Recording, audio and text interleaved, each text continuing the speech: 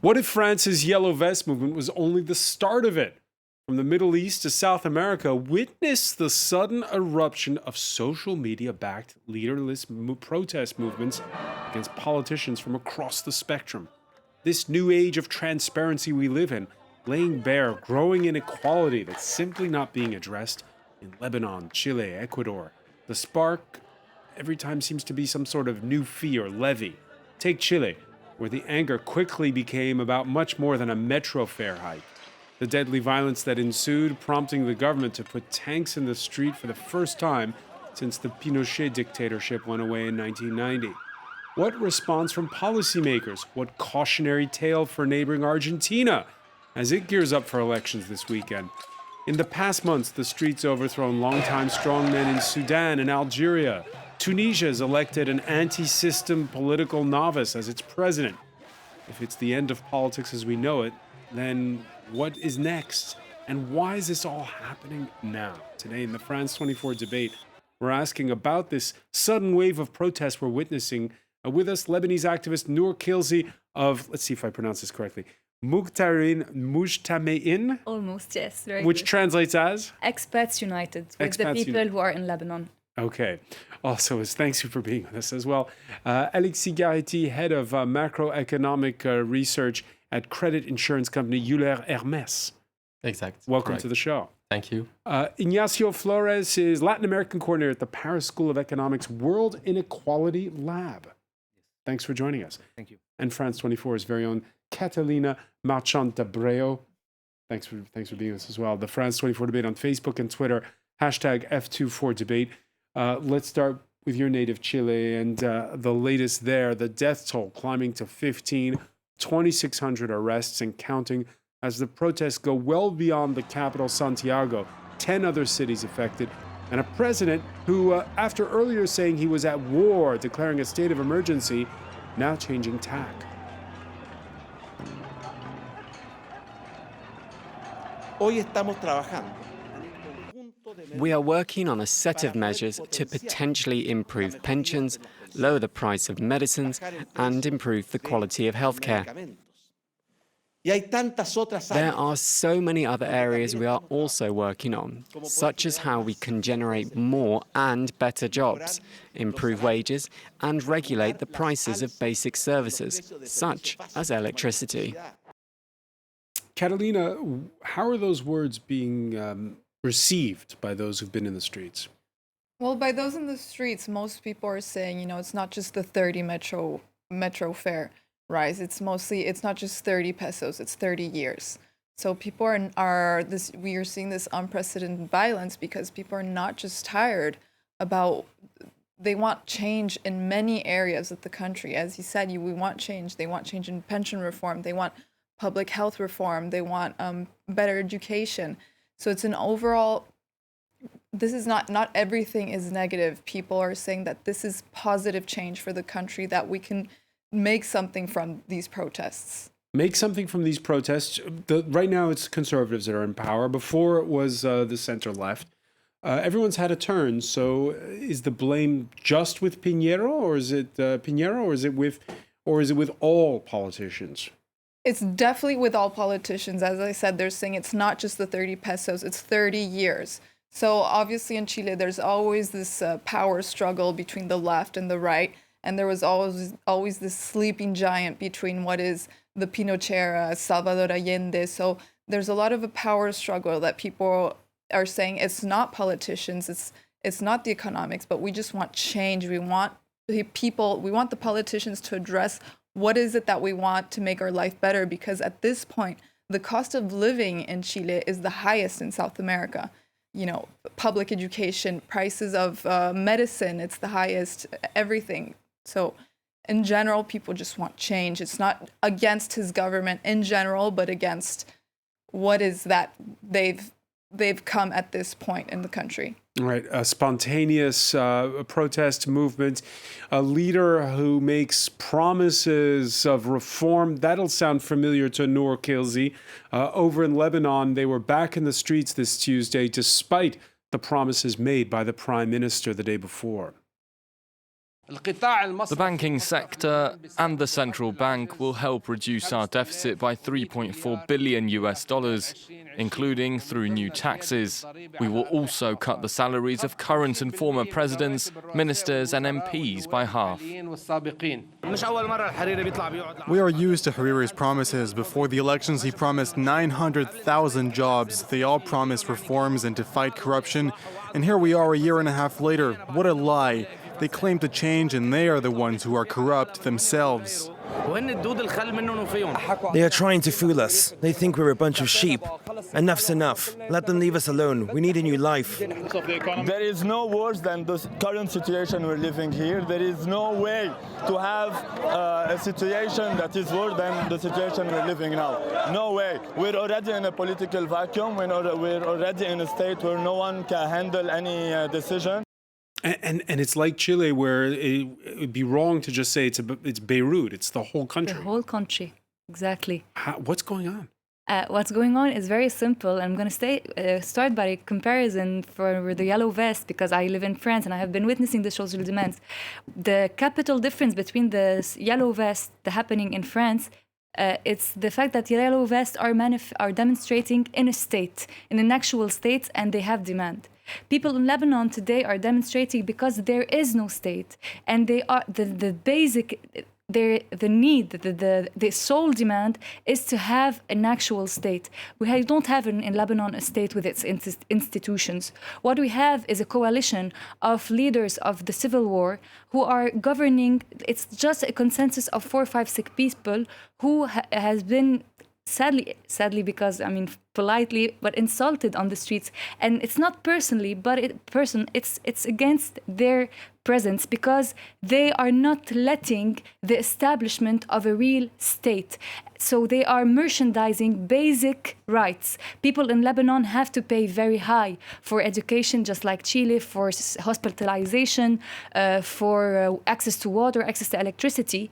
And why is that? It's because the leaders of the system, the dividing with the people religiously, are being interposed, and they interpose themselves between the people and their rights. So they are merchandising through the private sector the access to basic rights. And if I could push that Yes. metaphor you did with the yellow vest movement, which started in this country last November, people said, maybe the far left or the far right are going to benefit from this. Then we had elections, European elections in the spring, and neither one did. It really was an anti-political party mood. Is it the same? Actually, in Lebanon, we don't have right or left, because we don't have a state where people have different views. What is in Lebanon? The people are not anti-politics. The people are not naive. The people know that they need political change. They are not manifest. And just like an hour ago, the start for organization coming from the people is they held a conference where a group of many activists said that they are ready to take power, and they know people are not naive politically. They know that politics is not the problem in itself, but the need to establish a state in Lebanon. The need to establish a state, whereas in other countries it's railing against the state that is. Ignacio Flores, why is this all happening now? Are we wrong to compare the two? I think this comes from a very long background, and actually I think, of course we are comparing yellow vests and what's happening in Lebanon and in Chile, and there are some similarities, of course, but I think we should focus more in the structural part of it, and I think that's actually the structural inequality that has been actually there for a lot of time, actually. If you talk about Chile, the richest 10% of the population owns more than half of the income in the country. In Lebanon, it's actually pretty close, actually, the numbers. Of course, if you look at worldwide, and if you're trying to look at the yellow vest movements or even Brexit, you have as well this tendency to increasing inequality. Actually, in the World Inequality Lab, we did this World Inequality report in 2018, and we actually show very clearly that there is a sort of convergence to very high levels of inequality. Of course, not every country is going at the same pace, at the same speed, right? But they are all converging towards that, right? I think that's the structural thing that's behind this. And of course, we can talk about what happened in Chile today, but maybe 5 years ago, there was all other manifestations, maybe not as big as this one, but I think it's completely structural, and people are sort of fed up with this kind of system. Okay, what are they fed up with exactly? I think there is a sort of promise of the meritocratic ideals, right? There is this philosophy upon which you say, actually, if you work enough, you can make it in life, right? I mean, that's the kind of idea that we're working with. And when you look at the facts and when you look at the numbers, this is not being done. This is not being actually met in the sense that if you look at any kind of indicator of inequality of opportunity or like social mobility, in these countries, we are like really, really bad in indicators. Inequality, we every day we have our business report before the show, and the stock market keeps going up, and we look at world growth figures. Yes, they're slowing down, but since the financial crisis of 2008, growth has increased, even here in France. Are we looking at the wrong numbers? No, I think that you're right to focus on the numbers coming from the financial market, and this is very important to look at macro fundamentals. Of course, structural drivers are very important, in particular as regards the explanation of the rise of inequality. So this is very important. But on our side, we focus on the trigger, and at the global level, what we see is a significant deceleration of global trade and activity, and there is currently a huge shock of uncertainty related to the deterioration of political context across the world. So this huge shock of uncertainty has triggered a significant deceleration. So why is there less trade going on? Why is there less activity going on? The origin of that is the trade dispute between the US and China. And so hang on, a trade dispute between the US and China is enough to trigger riots in Chile or Lebanon? Yes, of course, because the capacity of population to withstand to absorb structural reform depends on the economic environment. And what we see as a common point between those difficulties across country is the fact that there is a kind of fatigue as regards the implementation of structural reform. We know as economists that this is always easier to implement structural reform when the economic environment is easier, is more favorable. But when you observe a significant deterioration of the economic context, then the population is more demanding and asks for more redistribution, is less likely to accept effort and the continuation of structural reform. Could part of the answer also be the issue of transparency? We are seeing we have more access to data than we used to. In a way, it's easier to do the job that you do than it was 10 or 20 years ago. It's not that easy, actually, because... but the public seems more aware of of course, we are working on that and trying to get the message to go through above, actually, this whole academics discussions and make it go to the public as well. But...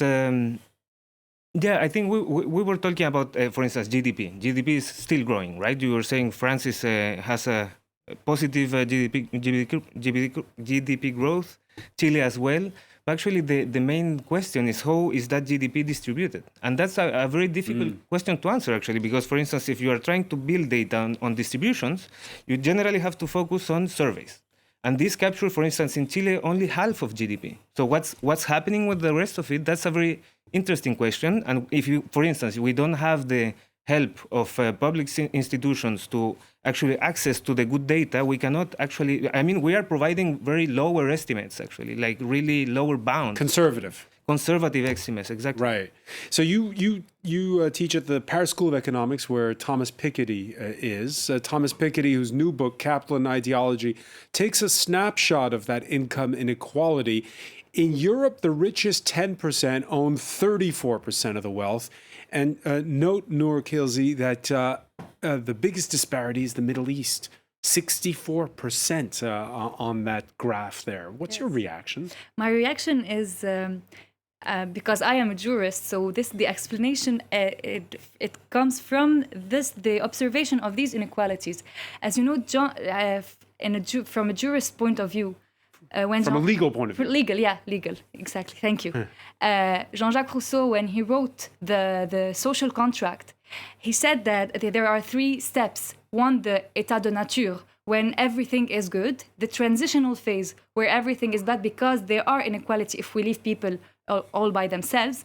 And then this is why people need a state, and they each other accept and build the state, because the state is here to by force, by the monopoly of the force, be it the military force or the force of taking regulations, the state has the obligation to eliminate these inequalities. So today we have these inequalities because there is no state, and people are on the street because they have accepted that they need a state which can have real power to take the decision. And this is a little theoretical. Practically, this means that the need is for people in the governing position. They have to be, of course, capable, of course, competent, but also to be strong and independent, equally from international powers who try normally to intervene, but also from internal group pressure groups, be it the banks or the private sector, which means nothing in Lebanon, because the problem is the absence of the state. Absence of the state, and they also have to be reactive. When we come back, we're going to talk about, again, how fast it's all sprung up. Stay with us. You're watching the France 24 debate.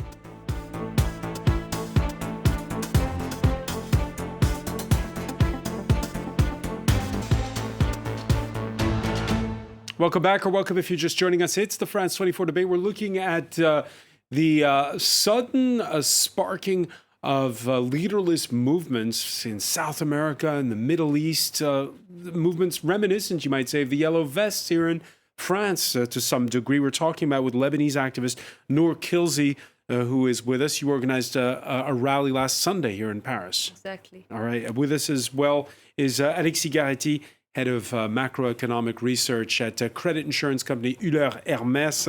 Ignacio Flores, Latin America coordinator at the Paris School of Economics, and France 24's very own Catalina Marchant de Abreu. Welcome back. Again, it was a bit like what we saw with the Yellow Vests, in that you had over social media a movement that's easy to organize, but then who do you negotiate with? Because that was the big problem here in France. In Lebanon, people are not talking about negotiations. You negotiate when there is a power in place.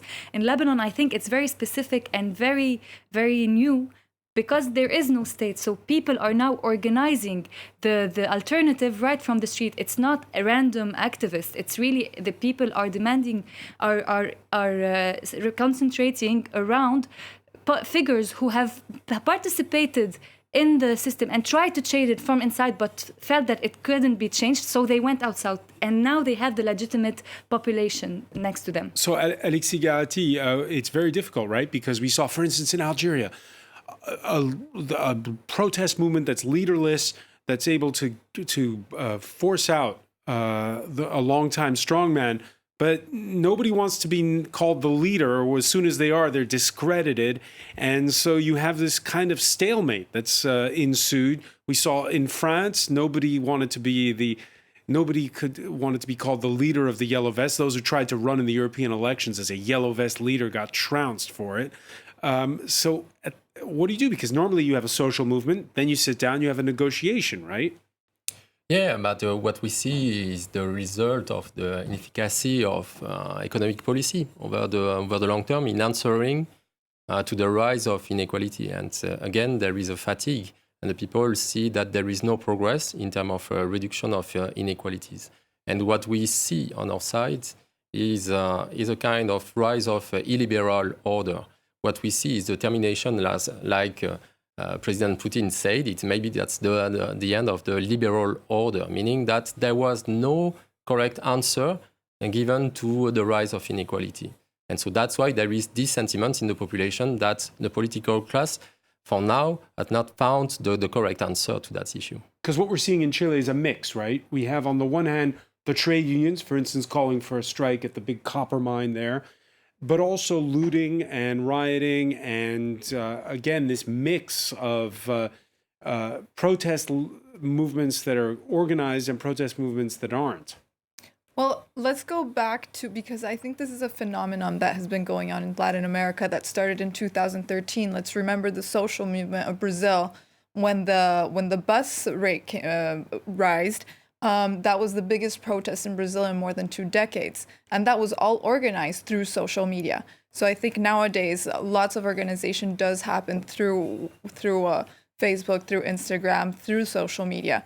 But here it is movements that do start through this, but then they do expand to what are the unions, to the civilians, and everyone that is in agreement with this movement will join into because then we have people that are not. Today, for example, we have people protesting against people that work in the health sector. They're protesting.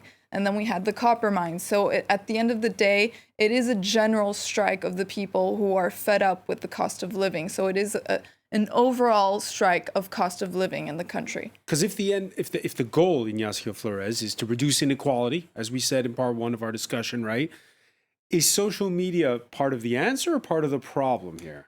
I think I just want to add something to what Catalina was saying, because of course you say that actually there is no sort of leader of these movements, right? Which is true, and but I don't think that's necessarily a problem, because the demands of the movement are pretty clear to me. I mean, for me, it's nothing but justice, a demand for justice. Okay, and for instance, one of the things that's pretty shocking about it is you can say, for instance, let's just focus about fiscal justice. During the last 30, 40 years, the top marginal tax rates have decreased in most, even in developed countries, but also in developing countries, right? And that has led to some fiscal systems that are actually regressive in some points. I mean, in the sense that actually, if you look at the very top of the distribution, even in France or in the US, you can find that the people that are in the very top, like the top 0.1%, for instance, they pay even less taxes than the people that are in the middle of the distribution, the middle class. Because of tax breaks and this kind of thing? Exactly. And that's I'm talking about Trump's tax cuts, I'm talking about Macron's suppression of the ISF, or even Piñera's... ISF, the wealth tax. Exactly, the wealth tax. And even Piñera, who is sort of dismantling the Bachelet's fiscal reform as well. So, for instance, that would be a very clear way to answer this and sort of show, maybe even symbolically, a will to go for... let's talk about the medicine that Thomas Piketty is proposing. A lump sum for everyone at the age of 25 in his latest book, he says. In an industrialized country, he calculates that would amount to about 120,000 euros a person. How to pay for it? By taxing the rich, taxing their property, taxing their inheritance, and taxing their income. Is that going to work though? Are they going to be? I think for me it makes a lot of sense to this idea that's behind it, is to say, okay, we need some way to make capital and wealth circulate through generations and through people, right? Because you remember here in France when then President François Hollande instituted a 70% tax bracket for the very rich, and yes. he got roasted for it.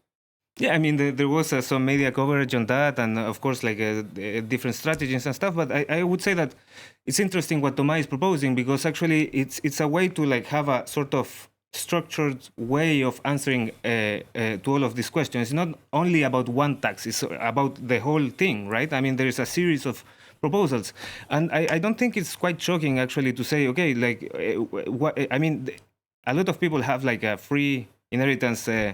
Today, from rich parents and stuff, why wouldn't everybody be able to benefit from that and have a real society where you have meritocracy and people have an equality of opportunity? I think that's the point. Alexis Garati, is that something you'd like to see? I have no secret recipe for solving all that issue. The only thing that I would recommend is extreme cautiousness in a radical reorientation of economic policy. Progressiveness is key, because we are in a very competitive environment in terms of orientation of economic policy. Today, the US government issues debt at a very high pace, at a very high level. It means that it starts to be very, very harsh for other countries to issue debt. So what we see in terms of political unrest and political instability now is that those countries, the most fragile of them in terms of debt, are penalized by the market. So if you commit a policy mistake with a radical reorientation of your economic policy, which is not well understood by the market, investor, and the population, then you increase the probability of a policy mistake. So markets are there to make money. So what they want is for all the countries in the world to have low tax rates, period. Is that it? I think that what the market rewards is the kind of sustainability, viability of your debt policy. So if you have a policy which is viable over the long term with a clear reorientation and a sense of progressiveness, then you won't be penalized by the market. But if at one stage the market considers that your debt is not viable anymore, sustainable anymore, then your policy could be severely punished by foreign investor. And then what you wanted to solve at the beginning could be harshly jeopardized. And you could be exposed to significant depreciation of your currency, a very strong capital outflow, and then what you wanted to implement at the origin will be blocked by the severity of the adjustment in the short term. All right, so that brings us to what's going to happen this coming Sunday, a presidential election in Argentina. What to make of it? The country has taken its medicine along the lines that you've said, structural reform. It's left its currency, though, in tatters, and the incumbent, as we saw during the debate on Monday with his main rival, is going to have a hard time convincing enough voters that the good times are just around the corner. I know there are many of you who are angry because of the economic situation, and I understand you, but I want you to know that a different era is coming because the efforts we made generated foundations that allow us to have a future with growth, with jobs, and with better salaries. Catalina, if you were betting on this presidential election, would you be betting on Mauricio Macri? Well, given the results of the primaries, his numbers are not very favorable for the upcoming elections on October 27th. He's not too popular given his austerity reforms that. But here he is doing what Alexis Gahati just asked, which is make your economy more viable. Don't spend what you can't afford. Well, I mean, this is something that's been coming for a long time. People aren't just unhappy from one day to another. People have been struggling economically to ends meet every day, to pay their bus fares, to pay their supermarket, to pay their medicine, they receive their pension. So this is not just happening from one day to another, that politicians could just come out and say, hey, I'm going to do this and everything's going to be better. But are voters going to reward the one who promises you, hey, more spending? At the end of the day, this is what happened in Chile. And I think this is why there was such a huge gap of expectation, because the current president, Piñera, he overpromised and underdelivered. He promised that the economy would grow, that he would boost the economy, there would be jobs. Noor Kilzi, Lebanon is a country that has a public debt which is huge, 150% of GDP. So if at the end of this crisis, some team comes in and says, all right, we know what to do.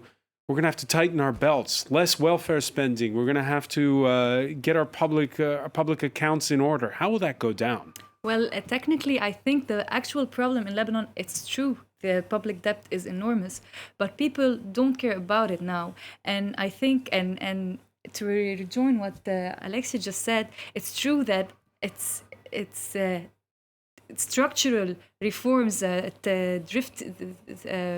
fundamental reforms are maybe in a well-established system more cost-worthy, more costly. But when in a situation as exceptional as in Lebanon, when people have nothing to lose, they don't think about, there is no risk to take.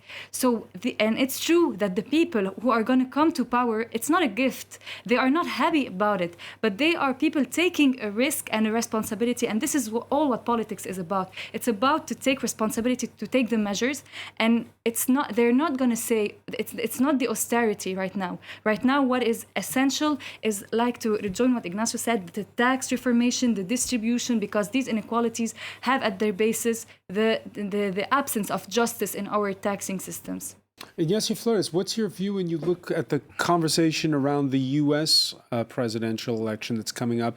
Among the Democrats, they're arguing over whether or not the health plan of the left-wing candidate Elizabeth Warren is sustainable, over what's affordable or not, whether or not what should be done about those Trump tax cuts. I think it's pretty interesting. And since we are all talking about economic policy, I think Chile also is a very good example in that sense, because for the last 30 to 40 years, there is this sort of consensus in economic theory upon which we take like a neoliberal theory or ideology as a given. And every party in the political spectrum is actually applying this kind of recommendation, which is also the kind of recommendation of the IMF or the World Bank, etc., which is generally Chile was considered the good student, right? Because they also had this rainy day fund with the sovereign wealth. But the thing is, actually, raw materials. We have to remember that during the dictatorship, the Chicago Boys, which were like the sort of disciples of Milton Friedman, which is one of the fathers of the neoliberal school of thought, they applied a very heavy set of reforms to the country. And actually, I mean, for the, like I said, like for the 30, 40 to 40 years, that have been those have been the recommendations, and that's the reasoning behind the tax cuts and everything, right? But I think it's really interesting to know that Chile is the example of that taken as an extreme, and that's what we get. Actually, it's a country with really high levels of inequality, where people are not happy; they are really stressed in life. Yeah, picking up on what Catalina says, how do you explain the fact that here in France it was a carbon tax that sparked the Yellow Vest movement and it caught everyone by surprise? In Lebanon, they tried for 24 hours, I think, to tax WhatsApp communications, yes. And in Chile, it's a transit. I think it's just like one way to. Those are the triggering facts that show despair. People are despaired. It could be that, or it could be something else, right? I mean, there have been many examples, but of course, I wouldn't. I mean, that's the sort of the only present thing, which is not necessarily structural, right? I mean, and it's important as well because it triggers a lot of violence and stuff that should be avoided, of course. But I think the discussion is more about the structural. Is it despair or is it rising expectations? According to the World Bank, income inequality is going down in Latin America. I mean, I don't agree with that. We are studying the topic right now, but I have good evidence to say that story is maybe wrong. Because so this graph is wrong that we're watching here? That graph is based only on household surveys, okay, which are the official statistics. But what happens with the household surveys, as I was saying, like 50% of the GDP is missing from that picture. So what happens with the rest of it? That's the actual question. And actually, for instance, surveys don't capture what happens at the very top of the distribution. So we are working with other kinds of data to sort of add that information and take the full picture. But that actually, for instance, another graph you could show is the distribution of GDP in between what remunerates capital and what remunerates labor. Capital is rising. The capital share is rising in Latin America. Catalina Marchante Abreu, we were talking about this 24 hours ago. Perception in this crisis is important. What's the perception among middle-class Chileans? Well, middle-class Chileans, they do sympathize with what the protesters are fighting for. If you see the minimum wage in Chile for half of Chileans, they make about 400,000 pesos per month, which is about $560. Compared to what they'd be paying monthly for a metro fare is 32,000 pesos. So it's almost then that this goes into what they have to buy for food, for medical care, for education. So they definitely sympathize with what these protesters are going to the streets, what they're fighting for. What they don't really sympathize with is the violence that's going on, the unprecedented violence that's happening in the country. And when you think of the Yellow Vests movement, what's left of that in the context of, on the one hand, the sympathizing with the cause that people who have jobs but don't earn much are being squeezed, but not with the violence? What's left of the Yellow Vest movement at this point?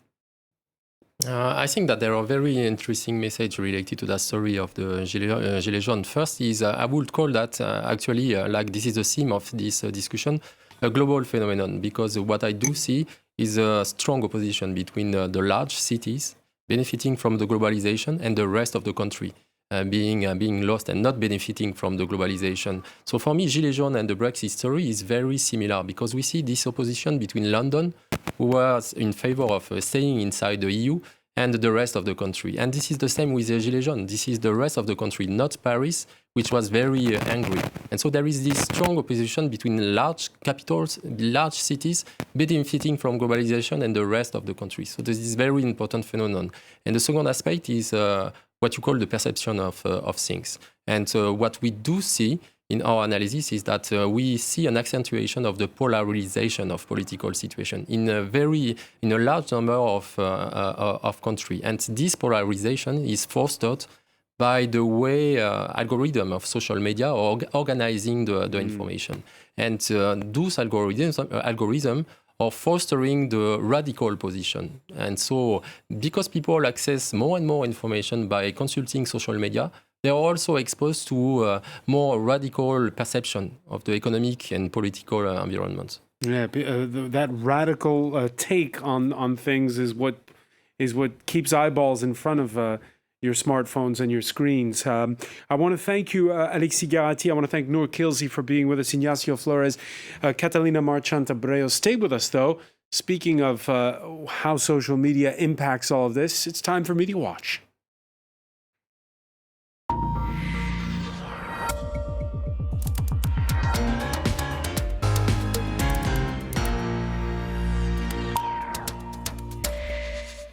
And we say hello to James Creighton. Hi, Francois. So quick look at how social networks are covering all of this. And I think there's a couple of tweets that are pretty telling. Pray for Chile, support from Hong Kong. So we're seeing sort of, if you like, bridges connecting different uprisings and a sense of solidarity from countries and situations that are extremely far apart. Yeah, Hong Kong, which has opposition faces, but which is also can be labelled a leaderless movement. Right, exactly. So of course differences between all of these movements as well, Francois. But just to kind of to show the extent to which social networks are providing some bridges. Now there's 2 years that are coming up. Not 2019, but 2 other years that are coming up in some articles I've been looking at. This is Le Parisien, and they're saying 2019 and 1989 seem quite similar, and where there was what they call here a wind of freedom blowing. But Dominique Moissy, who is a geopolitical expert who Le Parisien speak to at the L'Institut Montaigne, says at that time there was a sense that the dominoes were falling in the right direction, whereas now, according to him, there is a lot of complexity, a lot of chaos, a lot of instability, and a sense that we don't really understand. Yeah, it was binary then. It was East versus West. Right. So that was 1989. And then there's another article in The Guardian talking more about 2011 and the Arab Spring. And to get to the point of technology and social networks, at that point, what we were seeing in the Arab Spring was being referred to often as the Twitter revolution or the Facebook revolution because of the effect that social networks were having on bringing people together, organizing protests. And it was seen, the word tech utopia is being used in this piece by Keenan Malik. Whereas nowadays, I think there's a greater degree of fear of the role of technology in the way in which there can be misinformation, it can equip criminals and the authorities as well with new tools. So if you have movements that are trying to overturn governments, in fact, the governments could be using those same tools in the opposite direction. So it has been a long road from Tunis to Hong Kong, he writes, from tech utopia to a form of tech dystopia. And he writes that social media makes it easier for protesters to communicate, create forums for discussion and spread information, but it's also easier for the authorities to snoop on citizens and control dissent. Have the Lebanese learned a cautionary tale from 2011? The Lebanese have already had their civil war, so 2011 is something from the past for the Lebanese. Right.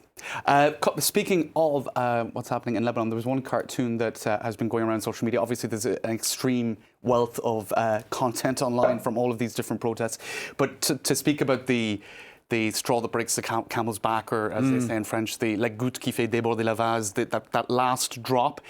This is a cartoon that refers to that. All of the much more serious issues, financial issues, unemployment, etc. And then all of a sudden, this little tax on a communications app is what sets everybody off. So, and again, we saw a similar situation in Chile. So it's often just a final tiny little detail that seems to set everyone off.